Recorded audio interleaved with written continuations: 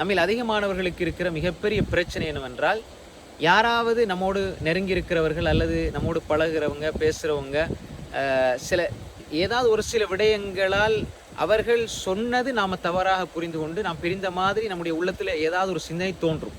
இப்பொழுது அவர்கள் நம்மள கடந்து செல்லும் பொழுது சிரித்தால், அல்லது அவர்கள் நம்முடைய வேறு ஒரு நண்பரோட பேசினால், அல்லது வேறு ஒரு உறவினரோட பேசினால், நம்முடைய சிந்தனையெல்லாம் எப்படி வரும்னா, அது நம்மளை பத்தி தான் பேசுறாரு, அது என்னை பத்தி தான் பேசுறாரு, என்னை பத்தி தான் பேசுறான்னு சொல்லி வீணான கற்பனைகளை உருவாக்கி உருவாக்கி உருவாக்கி அது பேசப்பட்ட ஒரு விஷயத்தை வச்சு அதை கனெக்ட் பண்ணி பார்க்கறது. 2 மாசத்துக்கு முன்னாடி, 3 மாசத்துக்கு முன்னால, 1 வருஷத்துக்கு முன்னாலன்னு சொல்லி அந்த சின்ன ஒரு வீணான கற்பனைக்கு பெரிய கட்டிடத்தை அமைச்சு அதுக்கு பெயிண்ட் பண்ணி அழகு பார்த்து நம்மை நாம் நொந்து கொண்டு கஷ்டப்பட்டு கொண்டு இருப்போம். எனவே கற்பனைகளுக்கு ஒரு காலம் உருவம் கொடுக்காதீர்கள்.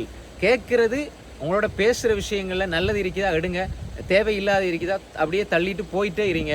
வாழ்க்கையில் வீணான விஷயங்களை எவ்வளோ உள்ளத்துக்கு கொண்டு வாரீங்களோ அவ்வளவுக்கு தேவையான விஷயங்கள் உங்களை விட்டு விலகி போகும். எனவே வீணான கற்பனைகளுக்கு நீங்கள் உருவம் கொடுக்காதீர்கள். அப்படி கொடுத்தால் நீங்கள் நொந்து போவீர்கள், நீங்களே உங்களை வருத்திக் கொள்வீர்கள்.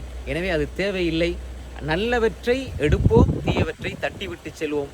நாம போய் ஒரு சிந்தனையை, நாம போய் வீணான கற்பனைகளை நமக்குள்ளே கொண்டு வந்து வீணாக அதற்கு உருவம் கொடுக்க வேண்டிய அவசியம் கிடையாது. நம்முடைய வாழ்க்கையை அது பாழாக்கிவிடும் என்பதை நாம் புரிந்து கொள்ள வேண்டும்.